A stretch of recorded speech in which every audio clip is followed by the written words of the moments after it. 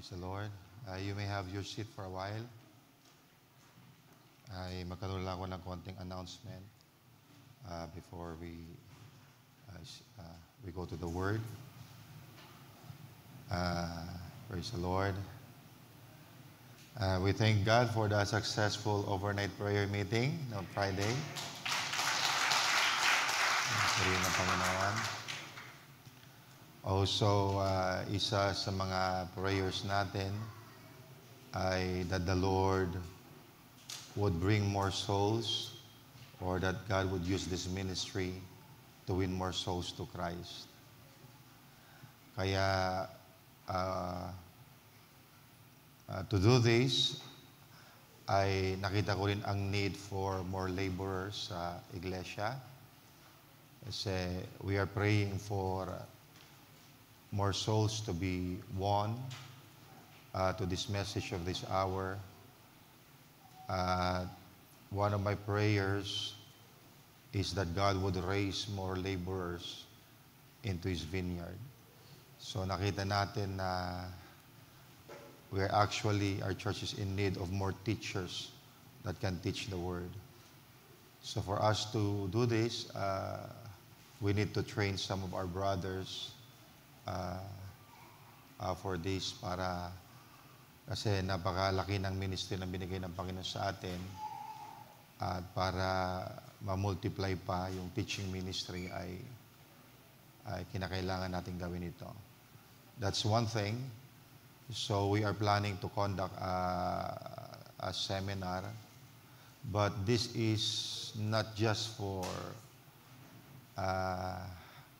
discipleship, but it's open for everyone. Kasi if I will conduct Bible study sa mga baguhan dito or sa mga ilan, kumpul-kumpul lang, medyo matagal. So we would be setting once a month whole day Bible study for us to be able to tackle yung mga basic teachings sa message. And in that way also ay para matrain din yung ating mga brothers that have a potential in teaching. Especially sa ating mga young people, I see also much potential sa kanila. So we could raise up more teachers that could teach kahit yung mga basic teachings sa message. So we will be conducting this seminar itong August 30, that is Saturday. That's a whole day. We will just give you more announcements and details. So whole day yon. And we could also give some materials sa mga brothers that are interested para mapag-aralan nila, so they would also be able to study para ma-equip sila doon sa mga teaching sa message. Yung mga miyembro natin na marahil hindi naabutan yung mga basic teaching or fundamental teaching ng end-time message, so you are much welcome to attend. Also, yung mga kapatiran na matagal na at gusto niyong ma-refresh sa mga teachings ay you are also welcome to attend. So we'll just do this once a month and we'll do it whole day. Kasi initially I plan na magkaroon ng online Bible study through Zoom meeting.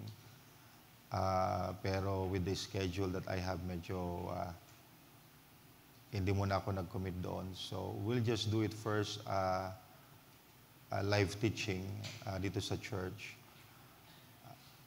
And ito po yung ating gagawin. Amen. Kasi we don't just pray that God will raise more laborers, but we don't train our men. So we need to train kasi alam ko na ito yung makakatulong sa atin. So everyone is welcome to attend, especially those na hindi pa narinig lahat yung basic fundamental teaching ng message na ito. So that would be August 30. Then we'll just give you the next schedule for September para sa whole day seminar uli. Alam nyo, in the past, I've conducted several day seminar sa mga ministro ng mga ibang church. Diba? We had that several times. And how much more would I be willing to teach and train yung ating congregation sa bagay na yan. So, let's support that pagkat I believe that this is also one way for me to duplicate myself. Amen. Purihin ang Panginoon. Amen. The Lord has been so good to us. Pagkat alam ko na itong ministry ay palalaguin pa ng Panginoon. Malago na tayo, ito ay palalaguin ng Panginoon. Actually, we have one of the biggest church dito sa End Time sa Pilipinas. Pero alam natin that this ministry would still grow pagkat we have passion for the lost. We are standing in the gap. And we know that when Zion travails, she brings forth her children. Amen. We believe those things, mga kapatid, and we could see how the Lord is opening the doors para maibahagi pa natin sa marami ang mensaheng ito. So, purihin ng Diyos. We'll just give more updates on that sa mga succeeding weeks to keep you posted. So wala pong pagtatagal. Tayo na po lahat ay tumayo.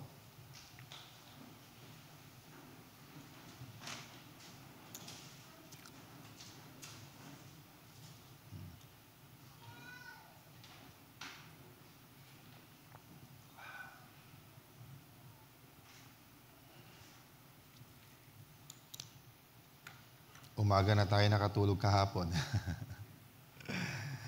Umaga na rin ako natulog kahapon. And I woke up at the afternoon na. Purihin ng Diyos. And I tried to prepare, although the time was not sufficient, but I know that the Lord would help me. Turn your Bible in the book of 2 Corinthians, chapter 2.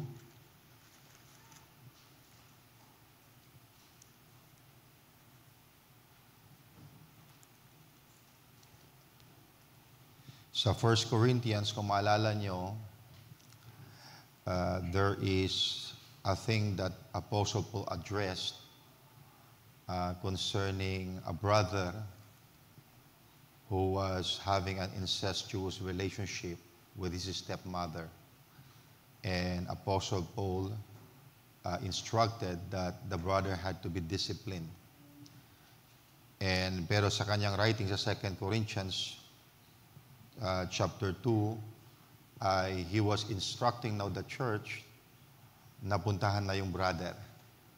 Pagka the brother already had a true repentance, the Lord has also dealt with that brother.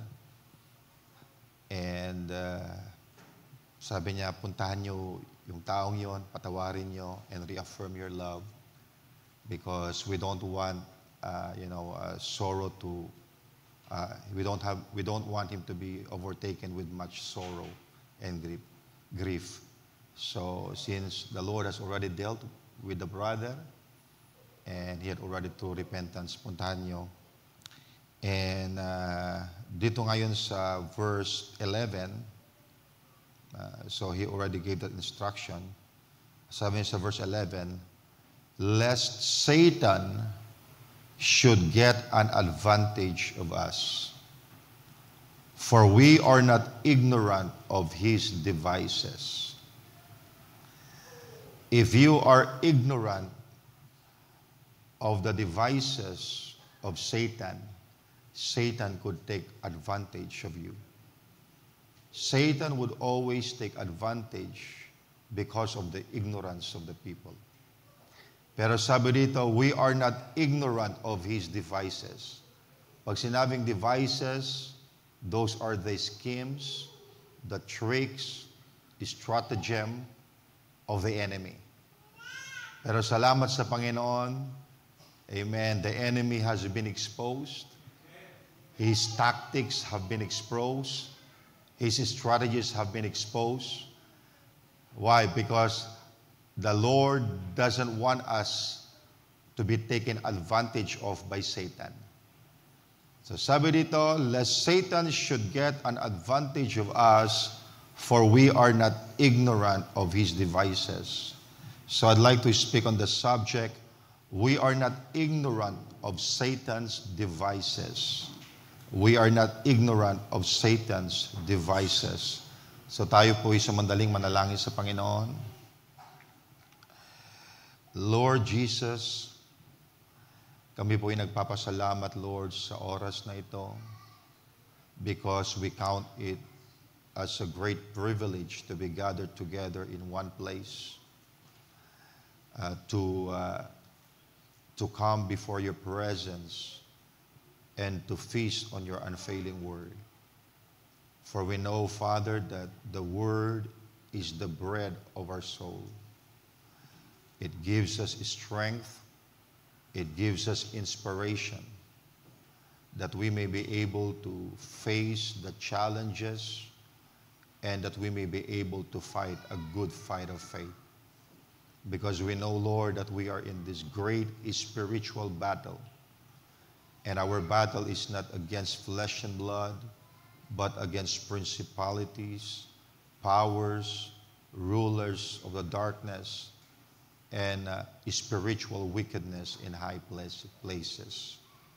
But I know, Lord, that you have not left us without a weapon.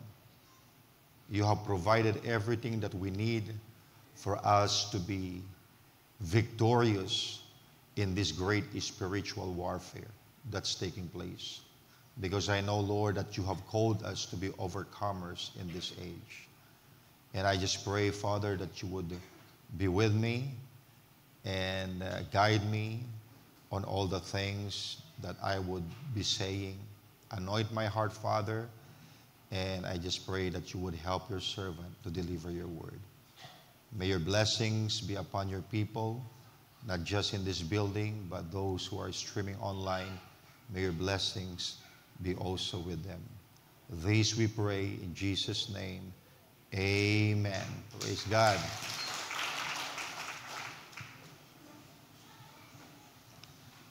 Man.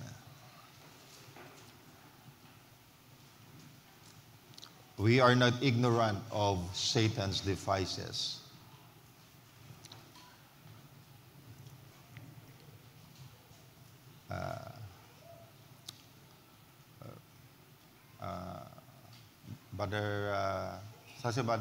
Brother Edgar, dali lang. I forgot my eyeglasses, yung pang-near ko. Doon lang sa table ko sa office, yung eyeglasses ko.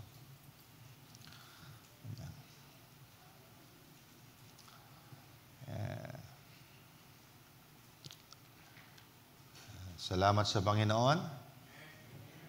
I believe na ang Diyos ang patuloy na nag-guide sa atin. I think this is the fourth part on dealing with the subject of authority. Pagkat I have to,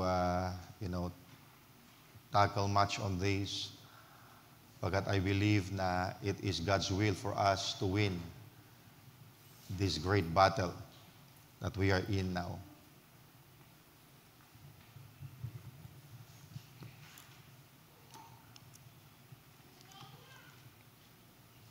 Purihin ng Panginoon. Now, ang sabi ni Brother Branham, I will just quote it, if the people get the true revelation of the true church and what she is and what she stands for, and that she can do the greater works, she will be an invincible army. Pag sinabing invincible, unconquerable. Hindi matalo. Amen? And for us to be an invincible army, we've got to have a true revelation of the true church. You've got to know. You've got to know what the true church is, sabi ko, and what she is and what she stands for. And that she can do greater works. Do you believe that? Amen. Huwag niyong maliitin ang iyong sarili, mga kapatid. Because God promised that you would do greater works.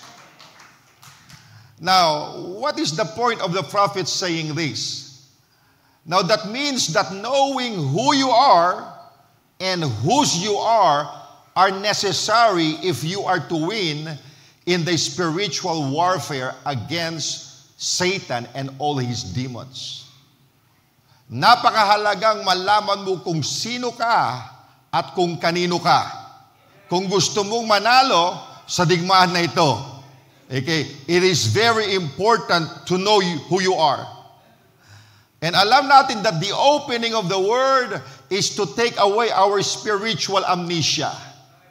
Kaya nga binuksan ang mystery of the seven seals.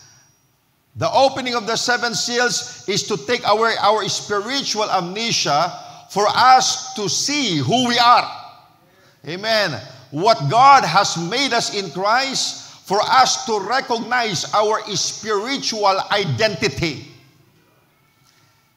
And we must realize the importance of knowing our identity. We must realize that. The importance of knowing our identity when we engage in spiritual warfare. In fact, knowing our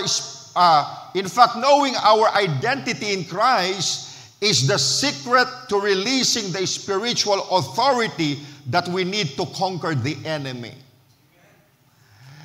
You know, I realize how important na kilala mo kung sino ka. At kilala mo kung kanino ka. I remember one time si Brother Branham, when he was ministering sa Port Oregon, merong isang manyak from an insane institution. Itong taong ito, meron ng binalian ng buto. And these men hate preachers. At habang nagsasalita na si Brother Branham to give a message to the people, then suddenly tumayo itong manyak na ito going to the platform. At sabi niya kay Brother Branham, "You hypocrite. You deceiver." Okay. Nakatayo ka dyan, you're trying to project that you're a man of God. Okay. I'll let you know how much man of God you have. Or I'll let you know how much man of God, of you. Sabi niya, "I will break every bone in your body." Now, sabi ni Brother Branham, yung taong yun na, kung titingnan mo yung kanyang built up, it's nearly 300 pounds. Around 6'2" yung taas niya. At nang nagbibigay siya ng threatening, alam niya na kayang-kayang gawin ng taong yun. Kasi malaki siya. There are more than 5,000 people. Napakaraming ministers doon sa likuran ni Brother Branham. At marami sa kanila kilala yung taong yun. Kaya ngayon nag-a-approach na yung taong yun, nag-aatrasan yung mga ministro. And recently, merong winin si Brother Branham na 2 policemen to Christ. At nang nakita nila na umakyat yung lalapitan ng 2 pulis. Pero sininyasan ni Brother Branham, hayaan nyo lang. Pagkat Brother Branham knows that this is not a war between flesh and blood. This is war against spirits.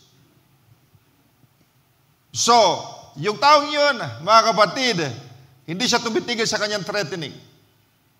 But you would see Brother Branham is a person who knows who he is. He knows his authority. He knows his position. Yung mga ministro sa kanyang likod, nag-aatrasan na. But Brother Branham, nakatayo lang siya. He was unmoved and fearless.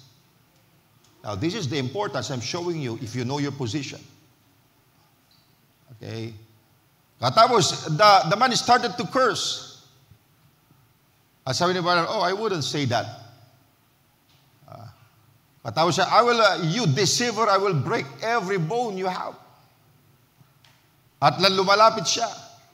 Then suddenly the Spirit of God spoke sa bibig ni Brother Branham Ang sabi niya, because you have challenged the Spirit of God, you will bow to my knee, to my feet. You will bow to my feet. So lumapit yung manyak na ito, para bubuelo na siya para suntukin yung propeta ng Diyos. Then sabi ni Brother Branham, Satan, come out of that man. At nang siya'y papalapit, bumaksak siya sa kanyang paa, mga kapatid. Akala nila namatay. Lumabis yung dalawang pulis. Sabi nila, oh, Brother Branham, is he dead? No, he's not dead.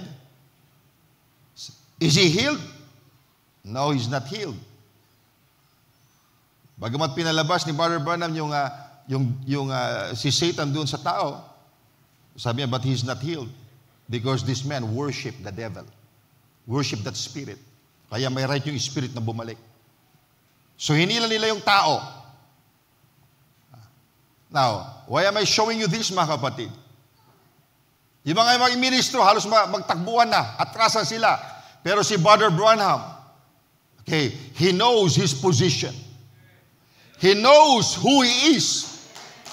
Kaya hindi siya pwedeng sindakin ng kaaway. Sabi ni Satanas, I will break every bone you have. Pero si Brother Branham tumitingin lang sa kanya. Pagkat alam niya, amen, that I have authority over you. Amen, I have authority.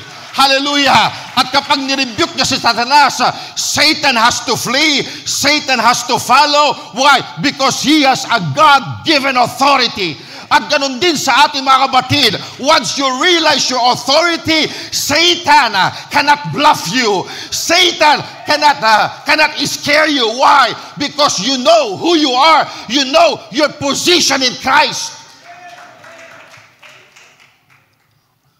If you watch the video, Deep Calleth Unto the Deep, you could see a man, a prophet of God, who knows exactly his authority and position. I remember, I statement na sinabi niya when I was watching that,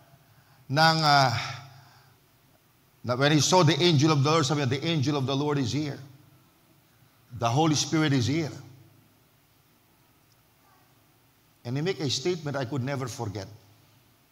At sabi niya, I take every spirit under my control for God's glory. My goodness, how could a man say that? He would take every spirit under his control. Mga kapatid, this is the very importance of knowing your position in Christ. Amen. Kaya salamat sa Panginoon, mga kapatid. Binuksan niya ang misteryo ng kanyang salita para makita mo kung sino ka. And once you know who you are, you would know your authority. Amen. And once you know your authority, hindi ka pwedeng takot-takutin ng kaaway.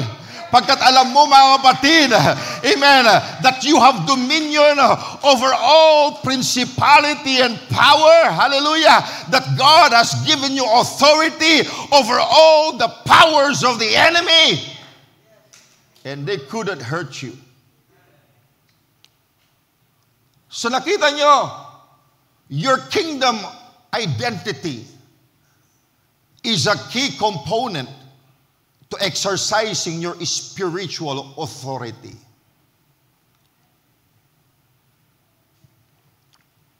Now, one of the most important aspects of successful spiritual warfare is knowing our identity in Christ.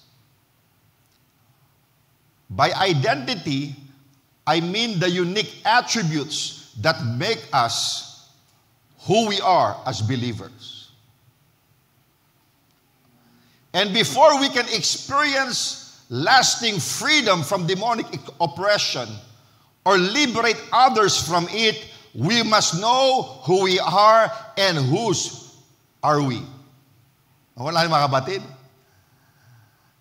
Hindi ka madideliver from demonic oppression kung di mo kilala kung sino ka. At hindi mo rin kaya i-deliver yung ibang tao from demonic oppression if you don't know kung sino ka at kung kanino ka. In fact, the devil's worst nightmare is that the body of Christ, his bride, will learn who she really is. Ayan ang bagay na ayaw ng kaaway, na makilala mo kung sino ka. Because if you don't know who you are, Satan can manipulate you because of your ignorance. Pwede kang takutin ng kaaway, pwede kang sindakin ng kaaway pagkat hindi mo kilala yung sarili. And remember that every promise and blessing in the Word of God hinges on the issue of identity. If you want to walk in victory over the enemy, you must learn what God says about who you really are. Amen. You must know what the Word of God says kung sino ka.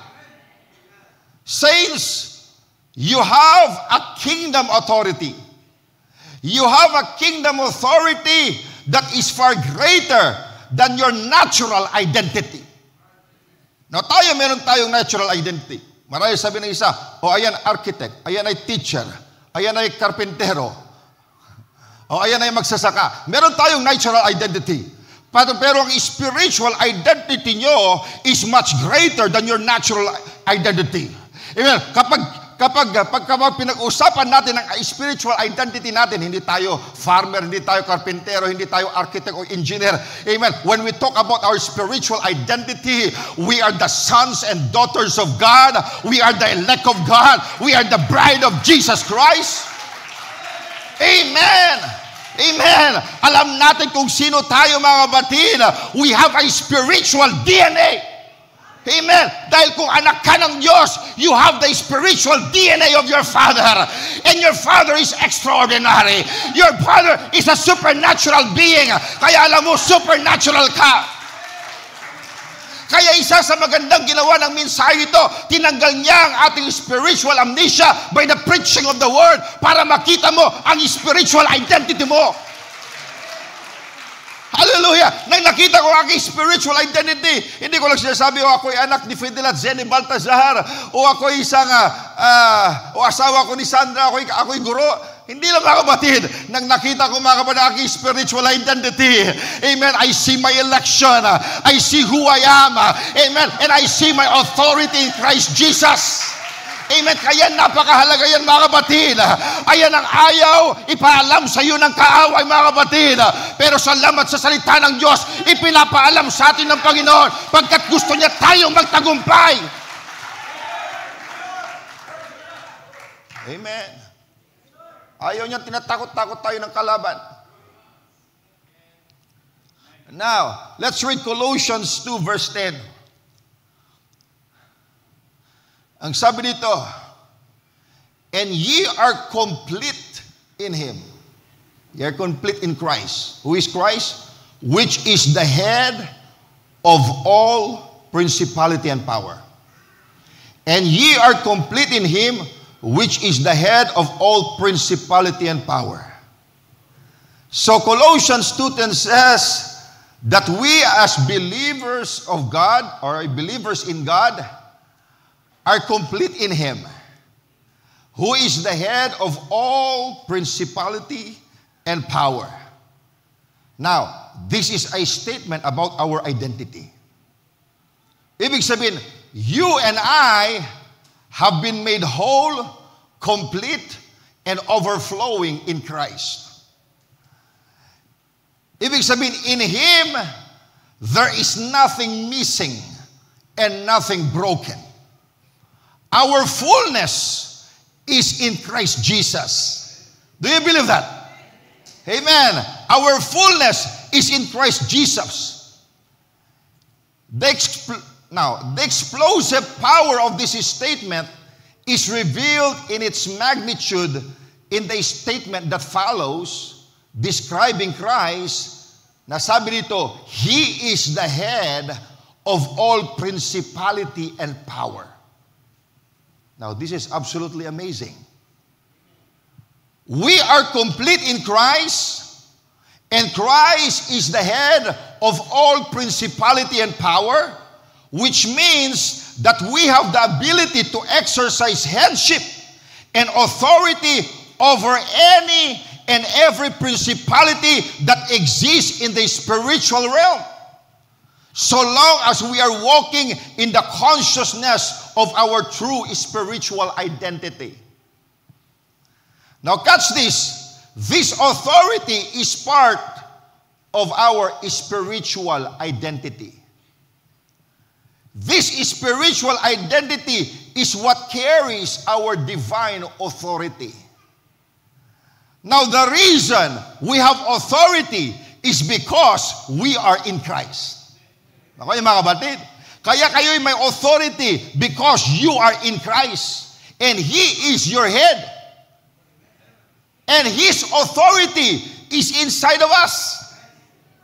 Yung authority hindi malayo sa atin, nananahan sa atin ang authority ng Diyos.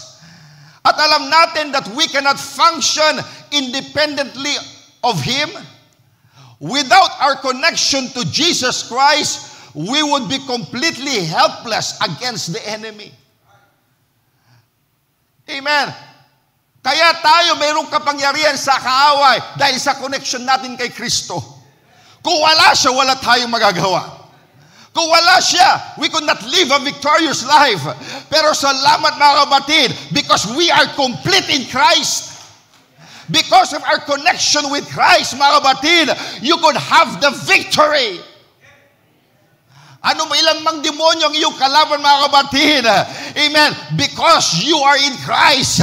Amen. You could overcome every challenges, every problems, every demonic attack. Kayang-kaya mo yan. Not because you are strong, but because of your connection to Christ.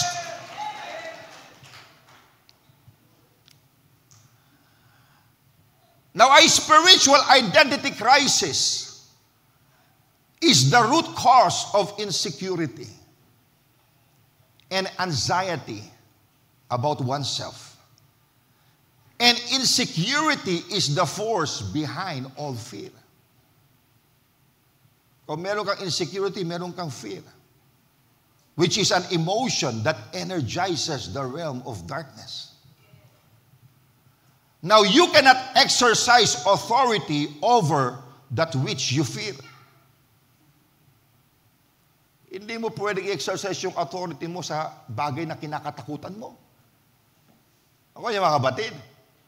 If you are insecure about who you are and whose you are, the devil will use fear to manipulate and control you.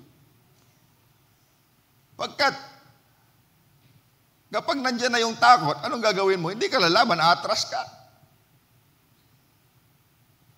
Pero mga kapatid, we will give no place for the devil. Amen. Satan has no place in our life. Huwag ka kinakailangan ma-insecure. Kasi ang insecurity, kung hindi mo masyado kilala kung sino ka. Amen. Kung meron kang doubts kung sino ka, meron ka pang insecurity, pero pag kilala mo na kung sino ka, mga kapatid, wala nang insecurity. Because when there is fear, there is torment. Diba? Kaya maraming tao na natotorment kasi hindi nila alam kung sino sila. Yun yung sa denominasyon, ilang taon na sila dumadalo. Pero pag talungin mo, sigurado ka pupunta ng langit, hindi nila alam. Wala pa silang assurance. Pero salamat mga kapatid, itong mensahe na ito, hindi ka ginawang bride. Ang mensahe ito, vinindicate lamang na bride ka. It only confirmed that you are the bride. Why? Because this message is to build up your confidence. Hallelujah! Pagkat nang nasa mundo ba tayo, parang takot na takot tayo kay Satanas. Parang makapangyarihan masyado si Satanas, mga kapatid. Pero nang binuksan ng Panginoon ang unawan, mga kapatid natin, sabi niya, I have given you authority, amen, to tread on serpents and scorpions and over all the powers of the enemy. Amen, nabuksan tayo. Amen, na yung Satanas na kinakatakutan natin, mga kapatid, ay talunan na pala. Huwag niyong isipin na mas malakas si Satanas sa inyo. Mas malakas kayo kay Satanas pagkat nasa inyo si Kristo. And Jesus is our captain of the host. He is mighty in battle at wala pa siyang talo. Lahat ay win. Walang loss at walang draw. Lahat panalo siya, mga kapatid. At ayan ang nakikipaglaban para sa atin. Amen. Hindi dapat tayo matakot, mga kapatid. Huwag tayo tawat mag-worry. Pagkasama mo si Kristo, all is well.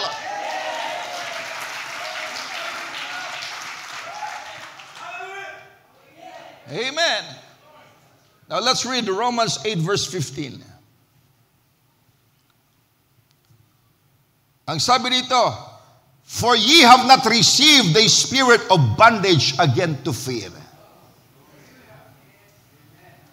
That's not the kind of spirit that we receive. We did not receive a spirit of bondage to fear, but ye have received the spirit of adoption, whereby we cry, Abba, Father. Now, I cannot emphasize enough the importance of knowing who we are, and even more important, whose we are. When we know to whom we belong, we can walk in security and confidence. Tama mga kapatid? Kung alam mo ikay kay Kristo, lalakad ka na mayroong confidence at walang takot. Now, what does this have to do with spiritual warfare? Every spiritual battle that we face is essentially a battle of identity. The more confident we are in our true identity, the more victorious we will be in a spiritual battle. Now, the devil tries to convince God's people that their heavenly Father doesn't love them. That their heavenly Father is a harsh judge who does not pardon or set them free. And when Satan manages to distort our perception of God, he gains access to our heart, soul, and mind. Kaya ayan ang ginagawa ng kaaway. Satan is giving a wrong picture of God. Ganito ang Diyos. Ganito ang Diyos. Oh, God is a hard man. He's hard kind of man. Ganun niya ang Diyos. Kaya mga kapatid, sa pangangaral natin, amen, binibigyan ko kayo ng tamang larawan kung sino ang Diyos. Why? Because for so many years, Satan had painted a wrong image of God sa isip natin. Para ang Diyos hindi concerned sa atin, para ang Diyos madamot o ganito mga kapatid, he's a hard man. He's not really concerned about us. Binubura natin yung kanyang kaisipan mga kapatid because that is a distortion of the devil. Amen. Those are the lies of the devil na binibigyan niya sa atin because if we have our own picture of God, matatalo tayo sa digmahan. Pero alam natin mga kapatid, we have a right picture of God. Our God is our deliverer. He's our present help in times of trouble. At hindi niya tayo pababayaan pagkat siya'y nangako sa atin. Hallelujah! Siyang ating kalakasan. Siyang ating inspirasyon sa buhay. At siyang nakikipaglaban para sa atin. At concerned siya sa lahat ng ating pangailangan. Spiritual man o material man o physical man. Concerned ang Diyos sa atin. Amen. Huwag niyong hayaan si Satanas na magsiwalo, na paint ng maling larawan ng Diyos ng Panginoon ay hindi mapagbigay. God is the most generous God. He is a loving God. Mahal niya tayo at concerned siya sa atin. He is compassionate God.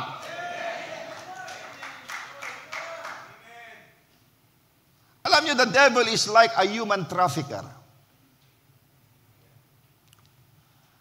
Alam niyo ba, the first thing that the human trafficker does when he abducts a young woman is to convince her that her natural father doesn't love her. So sasabihin ng human trafficker doon sa kinuha niyang babae, hindi ka mahal ng iyong tatay. Pero ako concern ako sa iyo. I will be now your father. Tingnan mo yung may mga gusto ko, hindi binibigyan tatay. Anong gusto mo? Bibili ko sa iyo. Why? Because the goal is to create a psychological dependence on the oppressor. And eventually, the woman will see the human trafficker as her daddy. Parang mas okay ito kaysa daddy ko. He is the one who affirms her and give her value. Parang mas pinapalagaan ako ng taong ito kaysa sa aking tunay na ama. Now, the psychological phenomenon in which hostages express empathy for and experience positive feelings toward their captors, sometimes to the point of identifying with them, is called Stockholm Syndrome or capture bonding. Ayan yung termino na ginagamit dyan. Okay. Tinatawag yan na Stockholm Syndrome. Na yung bihag ay maganda ang kanyang pakiramdam doon sa nagbihag sa kanya. Meron siyang positive feelings, amen, toward her captors. Okay, mga kapatid? And since it's tragic but true, many believers are suffering from a spiritual Stockholm Syndrome. They came to embrace the spiritual oppression in their lives as normal or acceptable. Many are even defensive when presented with the notion of freedom. Alam mo, ino-oppress ka ng kaaway, mali ang ginagawa ng kaaway. Very defensive sila. Tinutulak ka ng kaaway sa maling, hindi. Why? Because they have a positive feeling towards their captor. Stockholm Syndrome. And there's only one way to break free from that kind of spiritual oppression. And it is through the power of God's unconditional love and irrepressible love. Amen. Kaya ang Diyos pinapakita niya kung gaano niya kayo kamahal. Because many times, especially, kung meron kang problema, binubulong ka, hindi ka mahal ng tatay mo. O parang pinapabayaan ka na, nahihirapan ka na, parang, ayan ang binubulong na kaaway sa inyo, mga kapatid. Tama ba? If you are in a very tight condition, if you're struggling, sasabi na, hindi ka naman mahal lang, yung Diyos, tinatawag mo ama, pero bakit ganyan? Hindi ka naman mahal. Ako ang meron mas concern sa iyo. Gusto mo, payamanin kita. Kasi Satanas. Diba? And the next time na sabihin sa iyo yan ni Satanas, mga kapatid, rebuke him. I know that I am in a difficult situation now, but you don't let me, don't you tell me that God doesn't love me. I know my God is. And point Satan to the cross. Point Satan to the cross. At sabihin mo kay Satanas, sige nga, sabihin mo kung hindi ako mahal ng aking Diyos. Ang Diyos ko nagkatawang tao. Naghirap, nagdusa para sa aking kasalanan. Ibinigay niya ang kanyang buhay. At itong sitwasyon ko, sasabihin mo na hindi ako mahal ng aking Diyos. Mahal ako ng Panginoon. Namatay siya para sa akin. At huwag kang mag-alala, Satanas. Kung ano man pinagdadaanan ko ngayon, God is able to deliver me. God is able to strengthen me. Don't you tell me na hindi ako mahal ng aking Diyos pagkat nadadama ko ang kanyang pagmamahal even in a difficult condition. Alam ko, kailanman hindi ako iwanan ng aking Panginoon pagkat pinatunayan niya na ang kanyang pag-ibig sa krus ng Kalbaryo. When Jesus was on the cross, you and I were on His mind. Tiniis niya lahat ng mga bagay pagkat tayong iniisip niya, kailangan niyang gawin na yon because without the cross, you could not be reconciled back to God. Amen. That's the work of the devil. Kasi if you make you doubt about God's love, magiging komportable ka sa demonyo. You would have a positive feeling to Him. Kaya kahit you're being held captive by Him, okay lang. Amen. Kasi para mas magandang pakiramdam mo, para mas malaya ka feeling mo. Sa iyong ama, masyado kang sinasakal dyan sa ama mo. Punta ka dito, mayroon kang kalayaan. O tinan mo, hindi mo magawa yan. Pero dito, lahat pwede mong gawin. Hindi kita pagagalitan. Tutulungan pa kita. Amen. That is a Stockholm Syndrome. Amen. Pero mga kapatid, Satan could not deceive us. We know who we serve. We know who our God is. Amen. When we know that we are loved and accepted by our Heavenly Father, we can break free from the shackles of fear and insecurity. Romans 8:15 tells us, "For ye have not received the spirit of bondage again to fear, but ye have received the spirit of adoption, whereby we cry, Abba, Father." Ang sabi diyan, we have not received the spirit of bondage. Now, bondage means slavery. Na ibig sabihin, Satan is your captor, you are his slave. Susunod-sunod ka sa nais niya. Bondage means slavery. Fear means dread or terror. So God has not given us the spirit of fear which enslaves. Instead, He has given us the spirit of adoption. The spirit of adoption affirms, validates, and empowers us so that we need not fear. Amen. Itong spirit of adoption, tatanggalin niya yung takot sa atin. In other words, through the Holy Spirit, we have received a spiritual sonship which enable us to identify God as Abba or Daddy.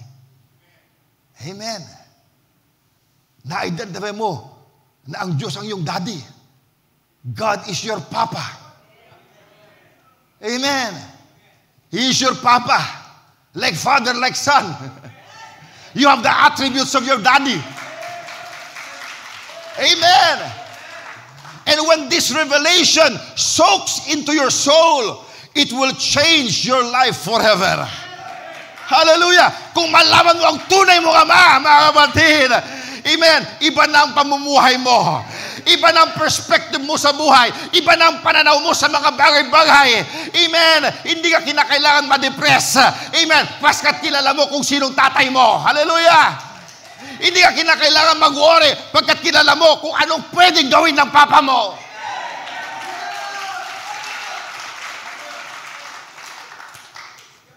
It is a key to winning the battle against the enemy. If we are going to dominate the demonic realm, we must establish and understand our identity as sons and daughters of the King of Kings. Are you a child of God? I am a child of God. You are a child of God. At kung ikaw ay anak ng Diyos, yung Holy Spirit will provide confirmation that you are a child of God. Tingnan natin na sinabi sa Romans 8:16.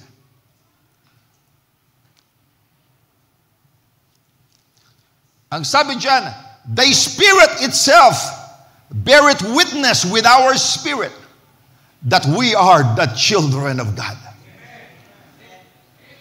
Hindi mo lang sinasabi na anak ka ng Diyos kasi narinig mo kay pastor, anak ka ng Diyos, sabi niya. Hindi mga kapatid, yung Holy Ghost mismo, yung Espiritu mismo ng Diyos, amen, the Holy Spirit beareth witness with our human spirit that we are the children of God. In other words, the Holy Spirit bears joint witness with our human spirit that we are indeed sons and daughters of God. Alam ko na anak ako ng Diyos pagkat meron akong inner witness. Amen. There's a voice inside of me na nagsasabi, pinili ka ng Diyos. Anak ako ng Diyos. I am chosen before the foundation of the world. I am chosen, I am elected, called and anointed, and positionally placed by God. I know who am I. Mga kapatid, God has adopted us into His royal family and granted us all the rights and privileges of natural children. Diba? Kung tayo kanyang mga anak, kung ikaw ay anak ng presidente, meron kang special privilege kasi yung tatay mo presidente. Amen. Meron kang mga rights na wala yung iba. Amen. Meron kang pwedeng gawin na hindi magawa ng iba. Amen. Kasi hindi kayo parehas ng tatay. Amen. At sino bang tatay natin? Ang Diyos. May likha ng langit at lupa. Sino bang tatay natin? Lahat ng demonyo kinakatakutan yung tatay natin. Hallelujah. Amen. Si Satanas, he would tremble in the presence of God. Ayan ang tatay natin. Kilabot ng mga demonyo. Amen. Hindi pwede magsiga-siga si Satanas sa tatay natin. Mga kapatid, yung tatay natin walang takot.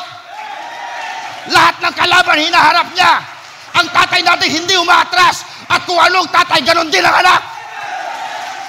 Kaya wala rin tayong tapang. Pagkat kilala natin ang tatay natin. Do you know your daddy? Yes, we know our daddy. Our daddy is an omnipotent God. He's mighty in battle. Amen.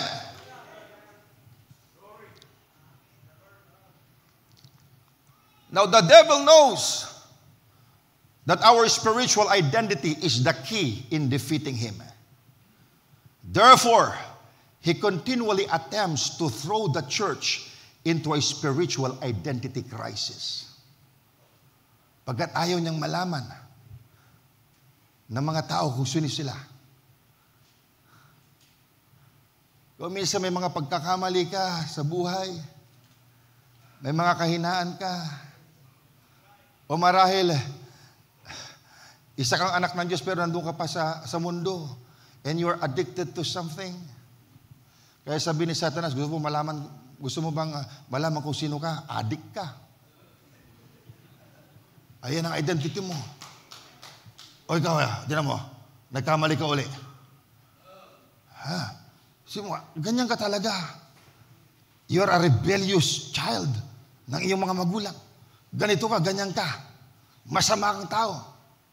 Ayan ang sinasabi ni Satanas na identity mo. Pero I'd like to let you know, mga kapatid, kahit nagkamali ka, you are not your failure. You are not your weakness. You are not even your past. You are a child of God. Kaya ka tinawag ng Panginoon.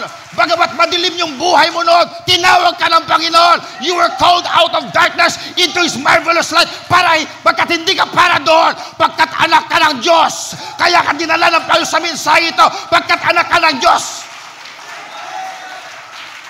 Don't let Satan give you your identity. Ganito ka, tinan mo yung nakaraan mo dati, ganyan ka naman. Kung sino-sino ka. Adik ka. Hindi mga kapatid. Amen. Anak tayo ng Diyos. Satanas, kung nagawa ko man noon yun, kasi hindi ko alam kung sino ako. Pero alam ko na kung sino ako. Amen. Do you know who you are? You are a child of God. Nakuha niyo mga kapatid? You are a child of God. Diyos ang tatay mo. Diyos ang tatay mo. Diyos ang tatay natin.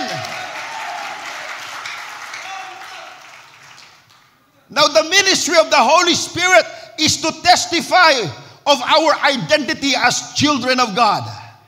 Amen. He accomplishes this task by revealing to us and reminding us of who we are in Christ. Amen. Now, do you know who you are in Christ? Kaya we could make a declaration. Pwede mong sabihin, I am a child of the living God. I am an overcomer because greater is He who is in me than he who is in the world. Amen. I am not what I used to be, for God has made me a new creation in Christ. And this is who I am. I am an elect of God, a child of God. Tupa ako, hindi ako kambing, hindi ako manok, kaya lumabas ako sa denominasyon. Ako'y agila. Ay ang hinahanap kong pagkain ay sariwang pagkain. Meron akong ganitong appetite na wala sa iba. Pagkat iba ako, anak ako ng Diyos. Ang tatay ko agila, kaya ako'y agila rin.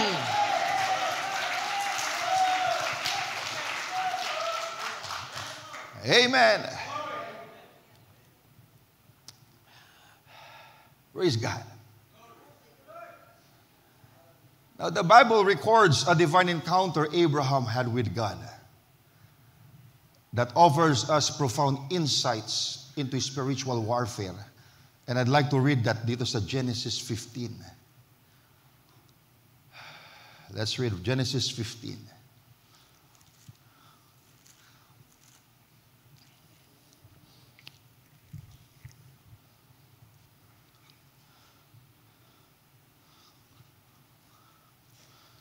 Genesis 15, verse 7.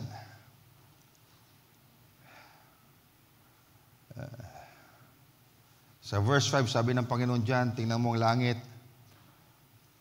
at tingnan mo mga bituin. Ganyang karami ang inyong magiging binhi. At naniwala si Abraham. At sabi sa verse 7, look at this now, verse 7. And he said unto him, I am the Lord that brought thee out of Ur of the Chaldees to give thee this land to inherit it.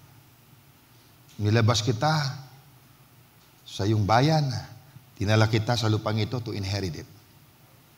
And he said, Lord God, whereby shall I know that I shall inherit it? At sumagot ng Panginoon. And he said unto him, take me an heifer of 3 years old, and a she-goat of 3 years old, and a ram of 3 years old, and a turtle dove, and a young pigeon. And he took unto him all this, and divided them in the midst. So he divided the heifer, the goat, the ram, okay, and divided them in the midst, and laid each piece one against another, but the birds divided he not. Now look at verse 11. And when the fowls came down upon the carcasses, now nakalatag yung sacrifice.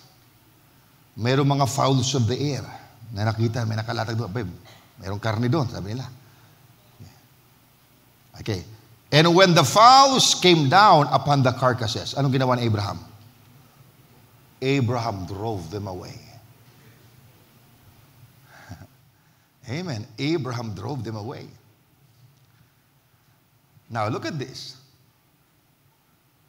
God made a covenant with Abraham in which He promised that He will make him a great nation.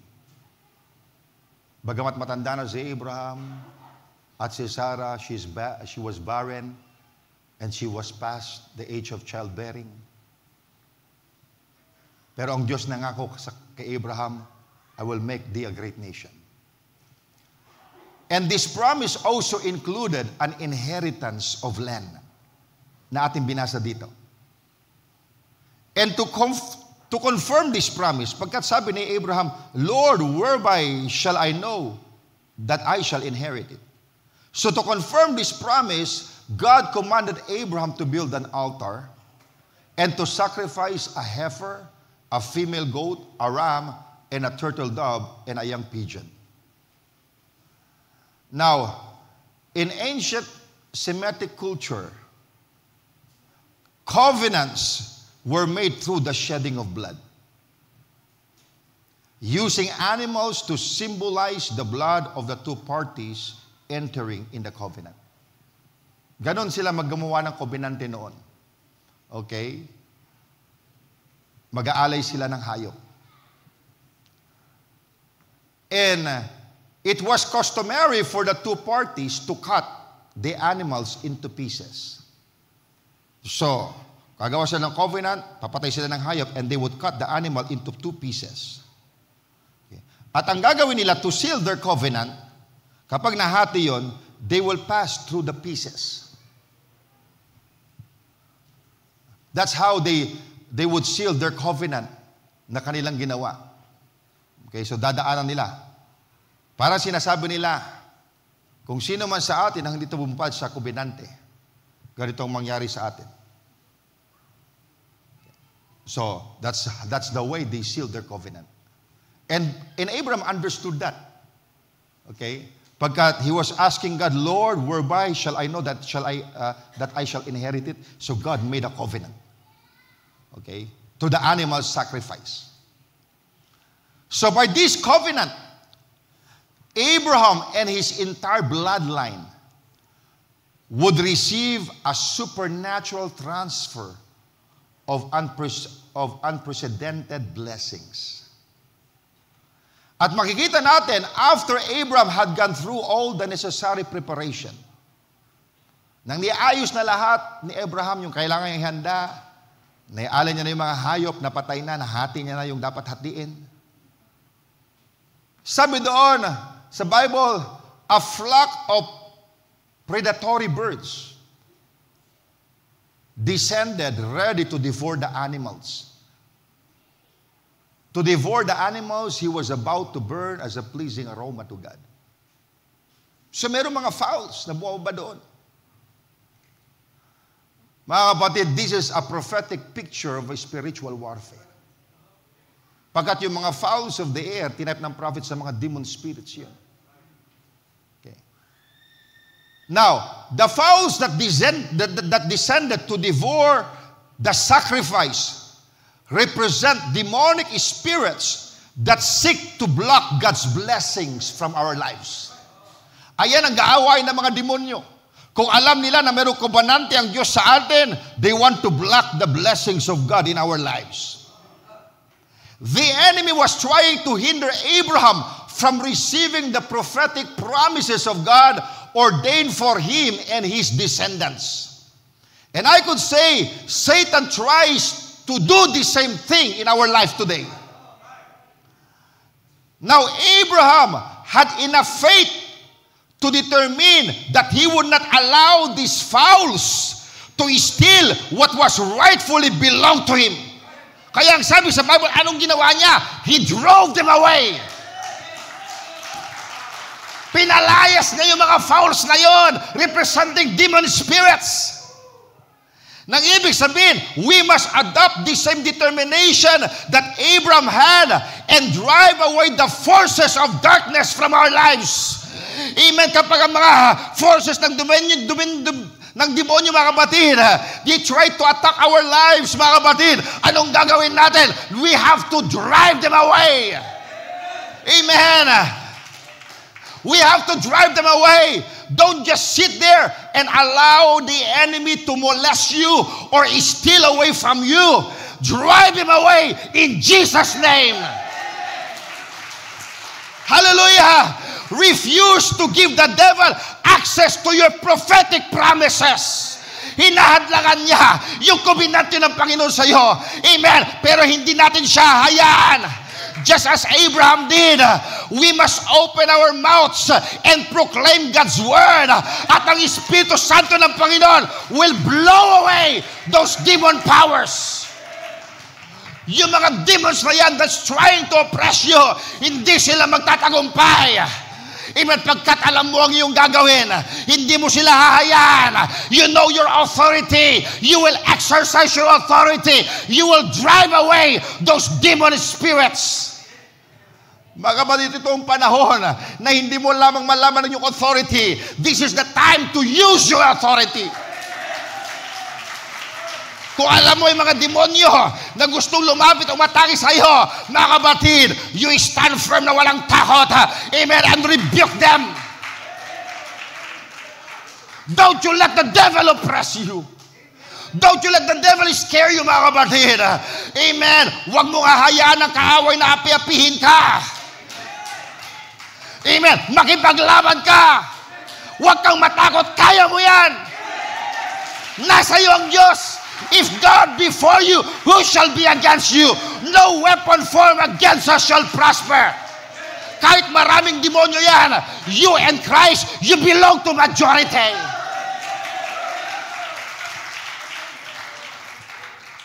Amen.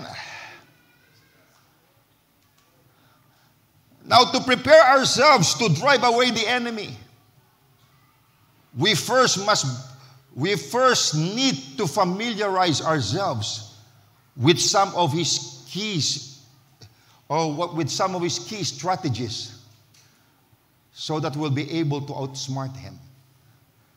Kaya itong topic natin, ano? Gusto natin ma-expose yung mga devices, yung mga strategies ng kaaway. Now, in the message, How Can I Overcome? Brother Branham said,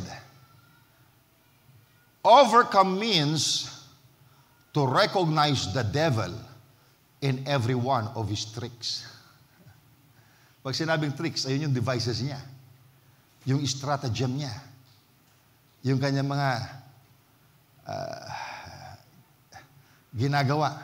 Mga pamamaraan niya. Sabi ni Brother Branham, how can we overcome? Is to recognize the devil in every one of his tricks. Pagkat maraming tricks ang ginagamit ng kaaway.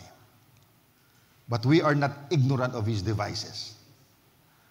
Now, there are 4 different means through which the enemy attacks the believer and attempts to fill his life with discouragement, defeat, despair, and ultimately death.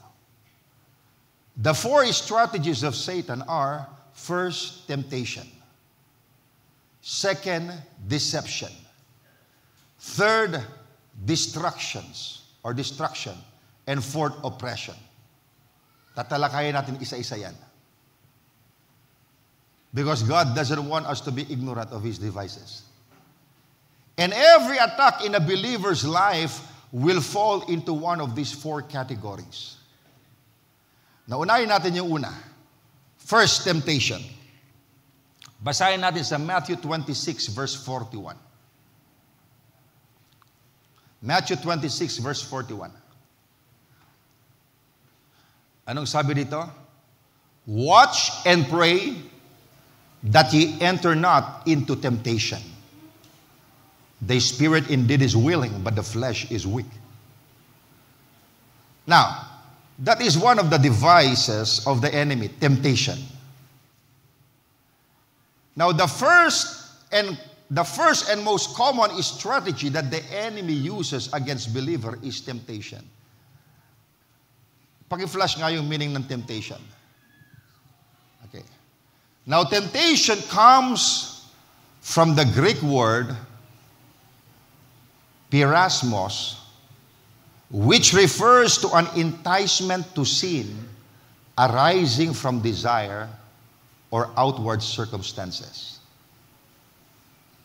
Now, the Bible says that the object of our temptation will always fall within 3 categories. Ayan ang lust of the flesh, lust of the eyes, and the pride of life. You could see that in 1 John 2:16. Lust of the flesh, lust of the eyes, and the pride of life. Now, pag-usapan muna natin yung lust of the flesh. Now, the lust of the flesh encompasses any desires from the sensuous nature of man. Alam natin, when we were born again, God gives us a brand new nature. We have a new nature within. However, there's still the issue of the flesh. Ang sabi ni Barbara na meron pa rin tayong sticky nature, kahit na born again na tayo. Meron na tayong new nature within, but we still have this sticky nature. Ibig sabihin, there's still the issue of the flesh that would entice our mind. Nakuha natin? Kaya kahit nag-born again ka, the spirit is still warring with the flesh. Kaya we have to put this flesh subject to the Spirit of God. Now, lust of the flesh. Punta tayo sa lust of the eyes. Now, the lust of the eyes refer to the desires that arise in us by virtue of what we see. Tingnan natin ang sinabi ni Job dito sa Job 31 verse 1. Job 31 verse 1. Sabi dito, I made a covenant with mine eyes. Why then should I think upon a maid? Now, ito ang pagkakasabi sa the Living Bible. I made a covenant with my eyes not to look with lust upon a girl. So, yan ang si Job. He made a covenant with his eyes not to look with lust toward a girl. In other words, Job understood that what he gazed upon had a direct effect on the desires of his heart. Magandang gayahin si Job, mga kalalakihan. Amen. That we would make a covenant with our eyes, that we would not look with lust upon a girl. Along these same lines, makikita natin ang sinabi ni Jesus Christ dito sa Matthew 5 verse 28. Sabi niya dito, but I say unto you, that whosoever looketh on a woman to lust after her, hath committed adultery with her in his heart. Ang sino mang tumingin sa isang babae na mayroong pagnanasa that would lust after her. Now ito wala pang action, ano? Just by looking and lusting after her, hath committed adultery with her already in his heart. My goodness. Alam niyo, sabi ni Brother Branham, pagdating ng white throne judgment, may mga tao doon, o may mga kababaihan, in the time of white throne judgment, they will be accused by God of adultery. At sabi nila, Panginoon, faithful ako doon sa husband ko. Bakit ba ako charge sa adultery? Sasabihin ng Panginoon sa kanila, dahil sa iyong pananamit, you have caused men to lust after you. And in the sight of God, you both have committed adultery. That is one reason na tinuturuan tayo ng salita ng Diyos ng tamang pananamit. Salamat sa Panginoon. Sabi sa Bible that women should dress themselves with modest apparel. Damit na mayroong kahinhinan. Diba? You don't expose your body tulad ng mga pananamit ng mga worldly na yan. Amen. Marami sa kanila would be charged by God of adultery. Marami sabi na, I have been faithful to my husband, but they have caused many men to commit adultery pagkat hindi sila marunong manamit.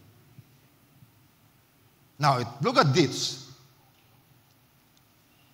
Sabi ni Christ, that whosoever looketh on a woman to lust after her hath committed adultery with her in his heart.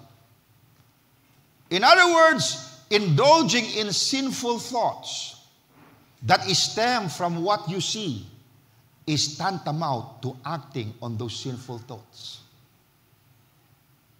Diba?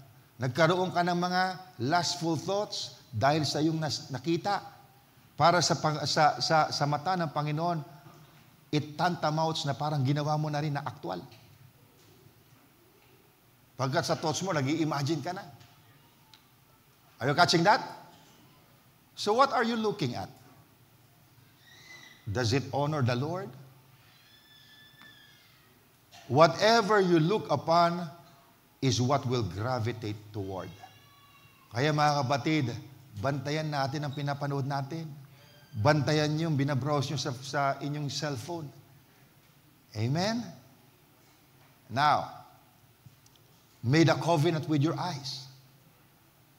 Now, so we have lust of the flesh, lust of the eyes, we have the pride of life. What is the pride of life? Now, the third area of temptation identified by the Bible is the pride of life. Refers to presumption, self-will, and self-reliance. An attitude that trusts in earthly things and in oneself rather than in God. Ayan ang pride of life. Nagtitiwala ka sa iyong sariling kakayahan, sa iyong sarili, imbis sa Diyos. That is the pride of life. Now again, temptation is Satan's go-to tactic when attempting to attack believers. Pero purihin ang Diyos. We need not fall for his scheme. Now, we have reassurance in Paul's epistles to the church at Corinth. Basahin natin dito sa 1 Corinthians 10:13. Sabi dito, there hath no temptation taken you but such as is common to man. Kung nakakaranas ka ng temptation, hindi something bago yan. That is something common to man. Yung inaharap mong temptation, people in the past were tempted also in the same way. So, there hath no temptation taken you but as is common to men. Pero sabi dyan, but God is faithful,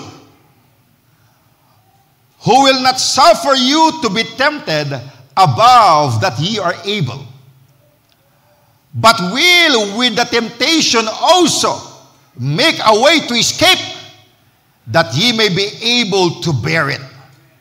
Salamat sa Panginoon. Nandyan ang temptation, pero ang Diyos ay tapat. At hindi kanya hahayaan na matukso sa bagay na hindi mo kaya. At ang Diyos din ang gagawa ng way of escape para matakasan mo ang bagay na yan. Now, tandaan natin, God is not the author of temptation. Temptation occurs when we are drawn away by our own desire and enticed. We see from the scripture that temptation is common to mankind, and that God has given us a way of escape so that we might overcome every temptation we face. Now, when Jesus was tempted by the devil in the wilderness, how did he overcome temptation? Now, Jesus overcame temptation by declaring God's word. Nang tinutukso siya ni Satanas, anong sagot niya? It is written. Tinukso siya muli, anong sagot niya? It is written. It is written. So he overcome temptation by the word of God. Amen. And we have at our disposal this means at overcoming temptation.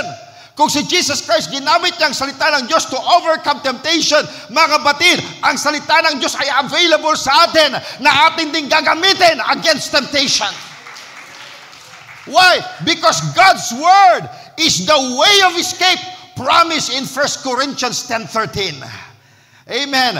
When we declare the word of God, we put the enemy in his place. At sa book of Revelation, Revelation 12:11, John describes how believers overcame him, or Satan, by the blood of the Lamb and by the word of their testimony. Ibig sabihin, mga kapatid, we will overcome Satan and his schemes such as fear, lust, pride, hurt, disappointment, demonic attacks, and every type of temptation by the blood of Jesus and by the word of God. Do we have the blood of Jesus? Do we have the word of God? We will overcome Satan, amen, by the blood of the Lamb and by the word of God. Amen.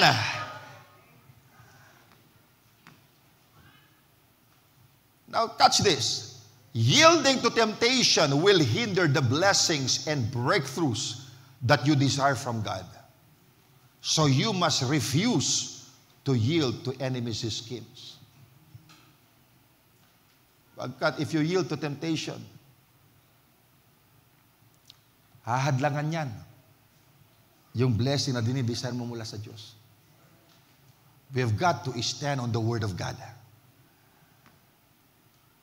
We've got to say no to temptation. Parang si Joseph. Hindi niya sinabi, Luke, tukso, layuan mo ako. Hindi ganun si Joseph. Si Joseph lumayo sa tukso. Amen. Pagkat dalawa na lang sila doon, dalawa lang tayo dito, walang nakakita sa atin, mga kapatid. Pero si Joseph, mga kapatid, he's a God-fearing man. Amen. He stand on the Word of God. He did what was right. He say no to temptation. Kaya mga kapatid, we have to say no to the devil and defeat the devil. At ano bang sabi ni Jesus Christ sa kanina? Sa Matthew 26:41, watch and pray that ye enter not into temptation. Kaya ano rin ginagawa natin mga kapatid? Para ma-overcome ang temptation, kinakailangan natin ng panalangin. Kaya salamat sa Diyos mga kapatid, because the Lord make us praying people. At dahil sa pananalangin, lumalakas yung Espiritu, bumabaksak yung katawan na ito. Kaya yung mga dati na hindi mo ma-overcome, ay na-overcome mo na because of prayer. Isa yan ang sa ating paglaban sa mga tukso, mga kapatid. Kaya paggising mo sa umaga, may mga hinanda na kaaway na temptation sa'yo. Pero anong unahin mong gawin paggising mo? Mananalangin ka na. Hallelujah! And you are watchful. At ikay ay busog sa pananalangin. At dahil dyan mga kapatid, hindi magtatagumpay ang kaaway. Yung mga trap na ginawa ng kaaway, wala siyang magagawa pagkat ikaw ay harap sa araw na yon na dala ang kalakasan ng Diyos dahil sa pananalangin. Amen. Now, so we had the first one, temptation. The second one is deception.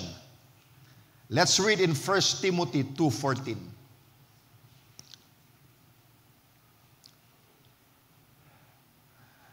First Timothy 2:14. And Adam was not deceived, but the woman being deceived was in the transgression. So another tactic the enemy uses to ensnare God's people is deception. Anong ibig sabihin ng deception? Paki-flash nga. Deception. Okay. So deception, acts of mystification and stratagem to beguile or propagate beliefs that are not true. Ayan ang deception. Okay, to propagate beliefs that are not true.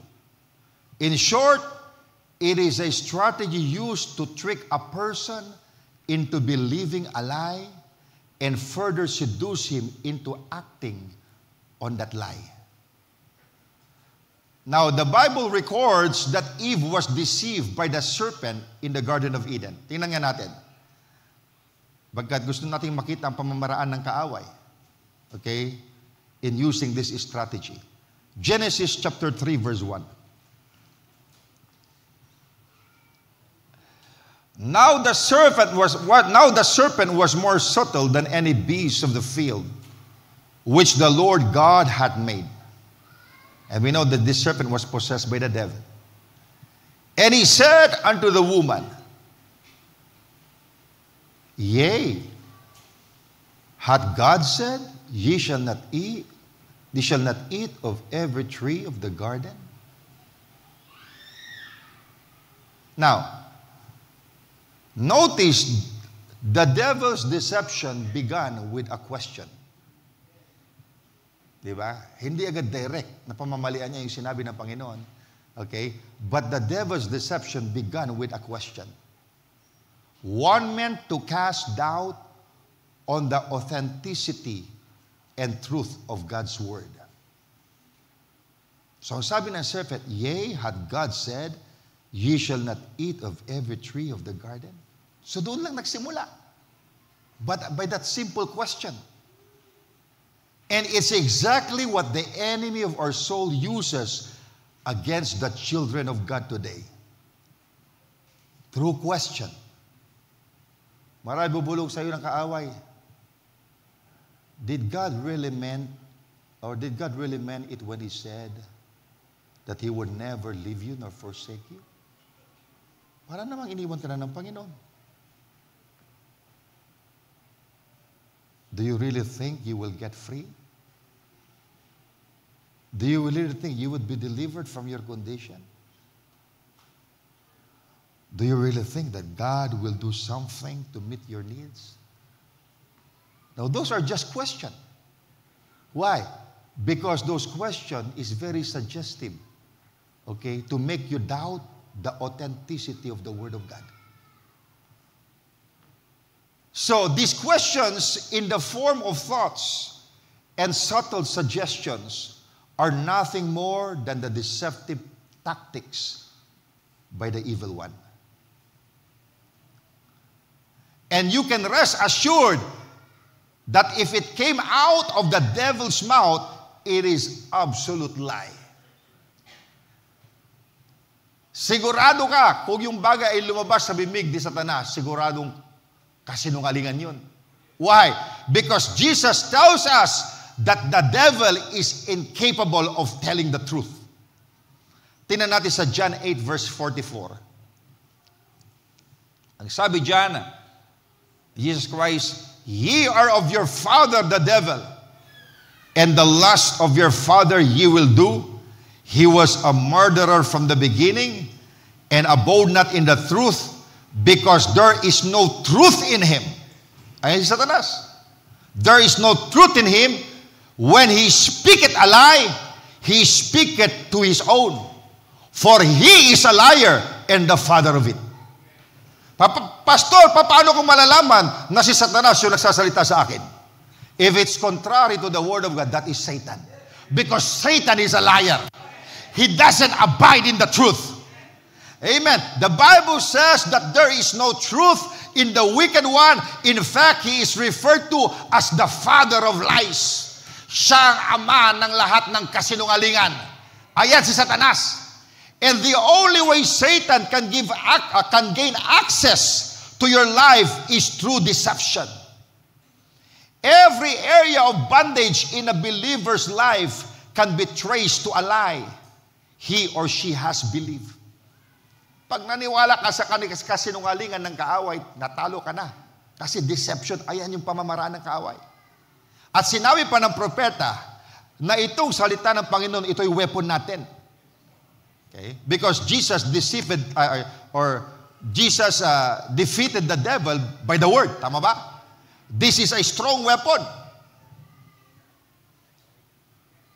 Tama ba? The sword of the Spirit, which is the Word of God. Pero sabi ni Satanas, sabi ni Brother Branham, should I say, sabi ni Brother Branham, if Satan is able to make you doubt your weapon, which is the Word, you are already disarmed.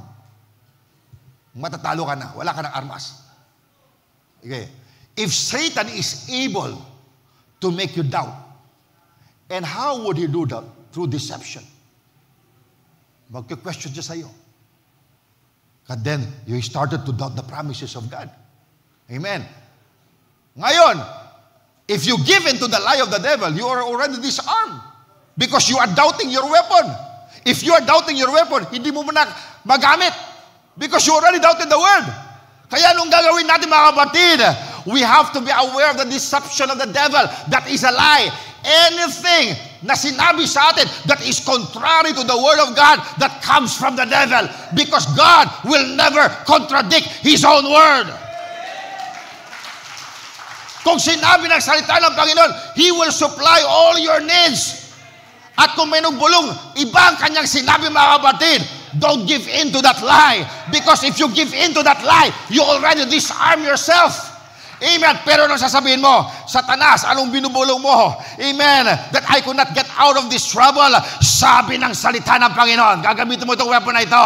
Amen. My God shall supply all my needs. The Bible said, I've never seen a righteous forsaken, nor is seed begging for bread. Why? Because if Satan could let you doubt the promise of God, you are already disarmed and you could no longer fight. Amen. Kaya mga kapatid, we are exposing. This is one of the devices of the devil. Now,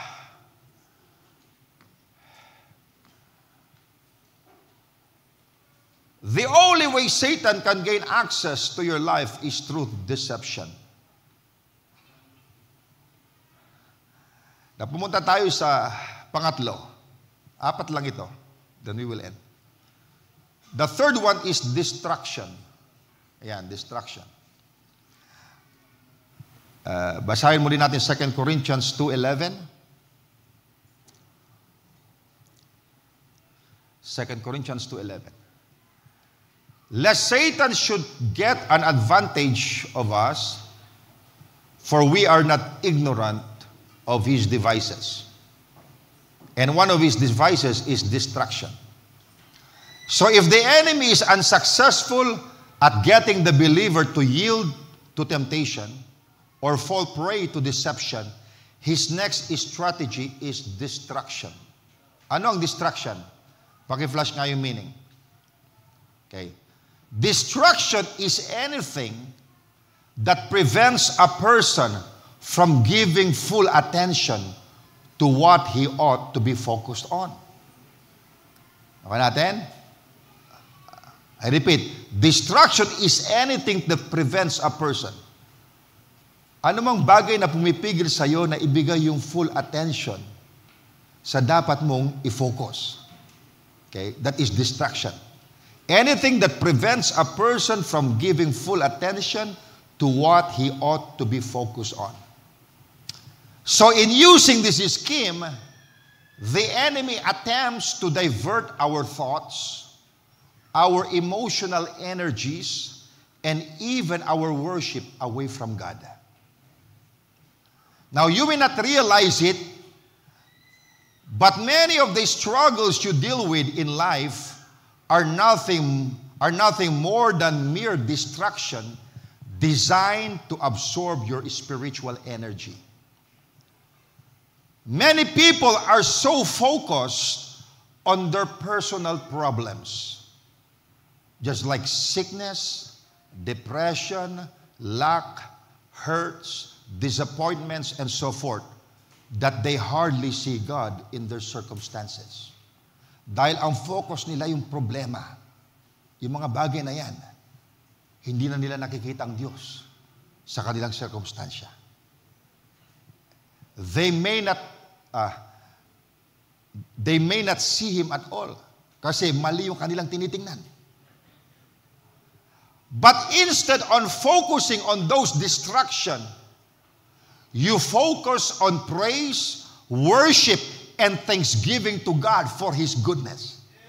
Napakaraming distraction na pinapakitang kaaway. Pati yung mga problema, mga kondisyon na nangyayari in your family or around your life, ayan ay mga distraction. Imbes na mag-focus ka doon, mga kapatid, i-focus mo yung attention mo sa pagpupuri, sa pagsamba, at pagpapasalamat sa kabutihan ng Diyos. Now, one of the best ways to overcome spiritual distraction in your life is worship your Heavenly Father. Why? Worship is one of the most powerful weapons in spiritual warfare because it takes our attention off our circumstance and places it on God. Pag tayo na-worship, imbis na yung mata natin nandun sa circumstansya, yung mata natin nakatuon kay Kristo, nakatuon sa Diyos, hindi sa problema, kundi doon sa problem solver. Ako niyo mga kapatid, kaya huwag tayo magpa-distract sa kaaway. Fix your eyes on the Word of God. Pag marami mga distraction, magpuri ka sa Panginoon. Ituon mo, ilagak mo ang iyong paningin kung sino ang Diyos. Tingnan natin ang sinabi sa Isaiah 26 verse 3. Anong sabi dito? Thou wilt keep him in perfect peace, whose mind is stayed on thee, because he trusted in thee. Paano magkaroon ng perfect peace? Kapag yung focus mo ay sa distraction, you could not have perfect peace. Pero kung ang iyong isipan ay nakalagak sa Kanya, magkakaroon ka ng perfect peace. Hindi ibig sabihin wala kang problema, pero dahil nakalagak sa Kanya, you are not looking at the problem, you are looking at the problem solver. Kaya anumang problema mo, hindi ka nag-worry. Why? Pagkat alam mo, malaki ang iyong Diyos. at tutulungan ka ng Panginoon. Kaya hindi ka nag-aalala because you know your God is a deliverer. Now, so sabi dyan, thou will keep him in perfect peace, whose mind is stayed on thee, because he trusted in thee. Now, this is a powerful spiritual principle na tinuturo ng Panginoon sa atin. The more we learn to focus on the Lord rather than on the enemy's activity, the more we sap the devil of his power over us. Now, the goal of the devil is to produce so much noise and chaos in the life of the believer that he or she no longer hear the still small voice of God, which leads them into victory and breakthrough. Napakaraming ingay na ginagawa ang kaaway sa ating kapaligiran, sa ating buhay, para hindi tayo maging sensitibo sa tinig ng Panginoon. Na ang Diyos nangungusap na sa atin, hindi natin alam. Why? Pagkat sobrang ingay na mga distraction na yan. Mga kapatid, takpan mo yung tenga mo sa mga ingay na yan at maririnig mo the still small voice of God at sasabihin niya sa iyo, worry not my son. Did I not promise you I will never leave you nor forsake you? Stand on my word, keep trusting. Blessed are they that trust in me, for they shall never be ashamed. Amen. So makita natin, refuse to be distracted. Maging sa ministry mo, refuse to be distracted. Set your sights on God through praise and worship and ignore the enemy when he tries to distract you. Diba? Maraming distraction. Alam niyo, ang kaaway, papansin lang yan, diba? Naalala ko tuloy yung illustration ko. Hindi naman lahat ng digmaan kailangan mo labanan. One way na magandang gawin, just ignore it. Huwag mong patulan. Diba? Parang yung naalala ko yung halimbawa ko, ikaw nandun ka sa sakyan, 4 wheels, nandun ka sa 4 wheels. At napadaan ka sa isang lugar. Pagkatapos lumabas yung aso ng kapitbahay mo. Pagkatapos hinahabol niya yung sasakyan. Naglalabasan yung ngipin niya, bilis. Tingnan mo sa side mirror, hinahabol ka. Pagkatapos tahol ng tahol. Now, dalawang pwede mong gawin. Ihinto mo yung sakyan, babaan mo yung aso. At labanan mo. Diba? Nakaka-stress yun. At isa sa pwede mong gawin, kapag nakita mong humahabol siya, ilakas mo lang yung stereo. Bilisan mo lang. At maya-maya, hindi na makahabol. Hindi pa na-disturb yung peace mo. Diba? Kung minsan maraming distraction na pinapakita ang kaaway para hindi ma-distract yung peace of mind mo, lakasan mo lang yung preaching ni Pastor Ian na pinapakinggan mo sa YouTube. Amen. Makinig ka lang ng salita ng Panginoon. Amen. You focus your attention sa salita ng Panginoon, sa pangako ng Diyos, at magpuri ka lang. Just ignore the devil. At masaya ka habang bumabiyahe ka. Amen. Isa taras kasi papansin. Pag pinansin mo, binigyan mo ng panahon, gusto niya. Diba? Now, ayan. Ini-expose lang natin yung mga pamamaraan ng kaaway. Now, the last thing is oppression. Oppression.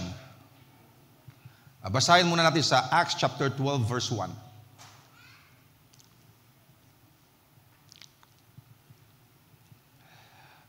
Acts 12, verse 1. Now, about that time, Herod the king stretched forth his hands. Anong sabi diyan? To vex certain of the church. So the king stretched forth his hands to vex, certain people in the church. Now, so nakita natin, if the enemy cannot successfully tempt, deceive, or distract a believer, his fourth and final strategy is to oppress. Now, oppression involves the persecution, affliction, control, control and abuse of a person in his or her thoughts, emotions, or physical body. An oppression. An oppression can come in the form of fear, intimidation, bitterness, discouragement, sexual addiction, and sickness, or any other life-controlling issues. Now, the Bible records in the 12th chapter of Acts how King Herod stretched forth his hand to vex certain people in the church. Now, the word vex means to oppress, afflict, harm, maltreat, or embitter. The disciples of Jesus Christ had been proclaiming the gospel of the kingdom. Pinapangaral nilang salita ng Panginoon, pinapalaganap nilang salita. And King Herod intended to silence them by means of oppression and persecution. Ginagawa nila ang nais ng Panginoon, pinapakaral nilang ebanghelyo, pero gusto silang silensyuhin ni Herod. Ano ang method na kanyang ginawa? Oppression and persecution. So makikita natin that Satan acts with the same agenda as Herod did. Remember, the devil is a spiritual antagonist whose sole purpose is to prevent you and me from advancing the kingdom of God in our lives and in the world around us. Kung ginagawa natin ang kalooban ng Panginoon, para ma-discourage tayo sa paggawa, anong gagawin ng kaaway? Susubukan niya tayong i-oppress through persecution or affliction. Okay? So nakita natin that oppression is designed to discourage and hinder God's people from moving forward in His kingdom or in His kingdom purposes. Pero pag alam mo yan, mga kapatid, you will refuse to be discouraged. Ito na si Satanas. Alam niyang tama yung ginagawa ko, pero dinidiscourage niya ako to this oppression na ginagawa niya. At dahil kilala mo ang galaw niya, pero bakit ako mag-discourage? Sabi ng Panginoon, if God be for us, who shall be against us? Ang Diyos ang iyong kalakasan. So makita natin that demonic oppression is stemmed from Satan's desire to hinder the advance of the kingdom of God. For this reason, the more you seek to pursue the purposes of God and His kingdom, the more spiritual opposition you will face. Diba? Kapag pinupursu mo yung nais ng Panginoon para sa kanyang kaharian, nakikita ng kaaway yung ginagawa mo, lalo kanyang hadlangan. Lalo kanyang i-oppress para ma-discourage ka. Kaya tingnan nyo sa Book of Acts. Ang unang mga tinatarget ng kaaway, yung mga leaders. Because they are more, kumbaga sila yung influencers. Malakas ang kanilang influensya, yung mga leader, yung mga ngaral. Sila ang unang tinitira ng Panginoon. Pagka sila yung talagang nagpapalaganap ng ebanghelyo. Pero mga kapatid, look at the disciples. Look at Peter. Tinakot sila. Huwag na kayo mangaral sa kanyang pangalan. We rather obey God than men. Hindi sila natatakot, mga kapatid. Amen. Huwag nating hayaan na tayo ma-discourage because of the oppression of the devil. Tandaan nyo, kung iyong ginagawa ang nais ng Panginoon sa buhay mo, kasama mo ang Panginoon. Tutulungan ka niya. Yung kalakasan na kailangan mo isusustain ka niya, huwag kang ma-discourage.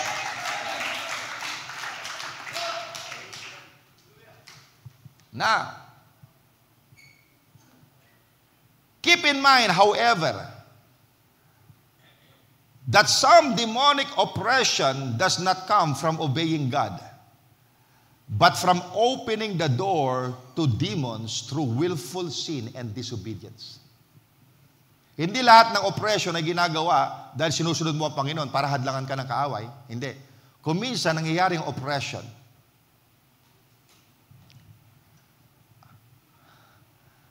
Kasi binubuksaan natin yung pintuan natin para sa mga demons because of willful sin and disobedience. Tandaan niyo yan. There are people who are suffering unnecessarily because they have not yet surrendered their lives completely to the Lordship of Jesus Christ. As a result, they have given the devil and his demons legal right to oppress their mind, will, and emotions. Why? Because of willful sin and disobedience. Kung ginagawa natin yan, binubuksan natin ng pintuan, binibigyan natin ng legal right yung mga demonyo para atakihin tayo.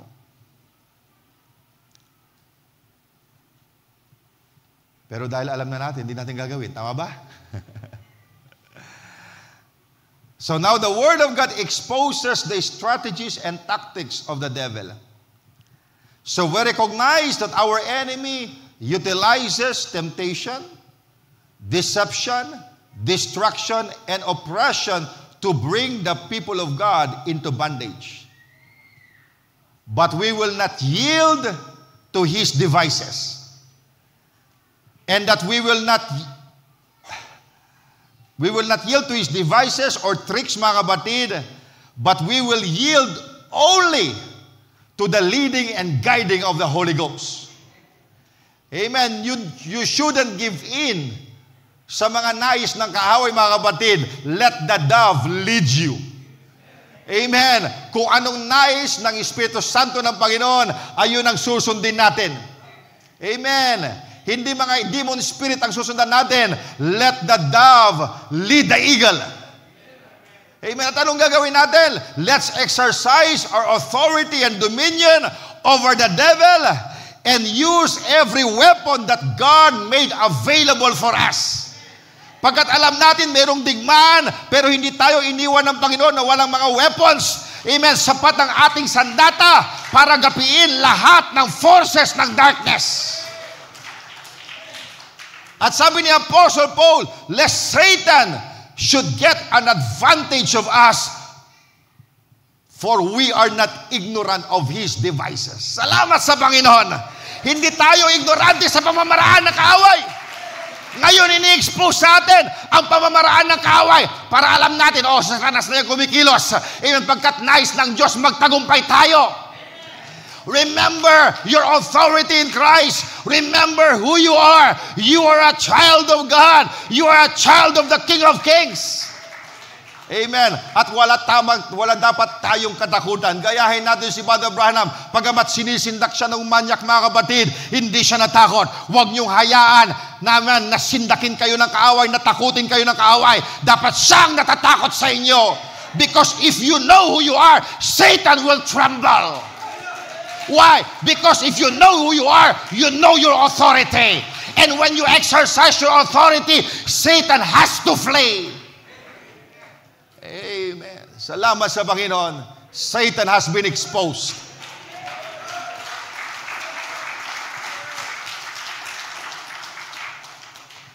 Kaya sabi ni Barbara Branham in the message, How to Overcome. How can I overcome? Sabi niya, to overcome means, amen, to know the enemy in every one of his tricks. Itong ginawa natin ngayong umaga, mga kapatid. Pinag-aralan natin yung mga tricks ng kaaway. Amen. Pagkat, mga kapatid, hindi niya na tayo maiisahan. Salamat sa Panginoon. Purihin ang Panginoon. Ang salita ng Panginoon ang nag-i-expose sa kaaway. Amen. Alam ko masaya tayo. Ituloy natin next Sunday. Amen. Purihin ang Panginoon. Are we learning from this series? Amen. Mas talo tayong binibigyan ng katatagan, di ba? Nawawala yung takot natin. Nakikita natin, ganito pala ako. Dapat sana noon ko pakilala sarili ko. Amen. Salamat sa Panginoon, mga kapatid. Purihan ang Diyos. Amen. We know our authority. We know who we are. Tayo po lahat ay tumayo. Amen. Purihin ang Diyos. Thank you, Jesus. Thank you, Lord. Blessed be the name of the Lord. Amen. Tayo sa mandalong yumuko at manalangin sa Panginoon bilang pasasalamat. Panginoon, maraming salamat, Lord, sa iyong salita na aming napapakinggan ngayong umaga. Tunay nga, Ama, Lord, that we are called to overcome. Nakita namin, Lord, how you are teaching us the strategies and you are exposing the wiles of the devil, the devices of the enemy. Pagkat nais mo, Panginoon, that we would live a life victorious, Panginoon. Kaya maraming salamat, Lord. I know, Lord, the enemy has been exposed. Ang sabi ng prophet, do you know why Satan is howling? Because he has been exposed and his schemes. Lord, we're exposing the devil. And we don't see the devil na something powerful, Panginoon, or someone so powerful. Nakita namin, Lord, na kayang-kaya namin gapain si Satanas, Lord. And one of the things na kanyang ginagamit, Lord, is deception, to deceive us by his lies. Pero, Panginoon, alam na namin ang pamamaraan ng kaaway, Panginoong Diyos. Hindi kami padadaya, Panginoon. And we will never let the devil make us doubt our weapon, the Word of God. Pagkat, Lord, ang salita mo, Panginoon, could defeat the devil at any time in any place. Kaya pinupuri ka namin, Lord. I believe, Lord, that you are the captain of the Lord's army. And as our captain, Lord, tinuturuan mo kami ng mga military strategies for us to live a victorious life. Kaya, Lord, we want to give all the praises and glory in your most precious name, Jesus Christ our Lord. Amen. Purihin ang Panginoon. God bless you.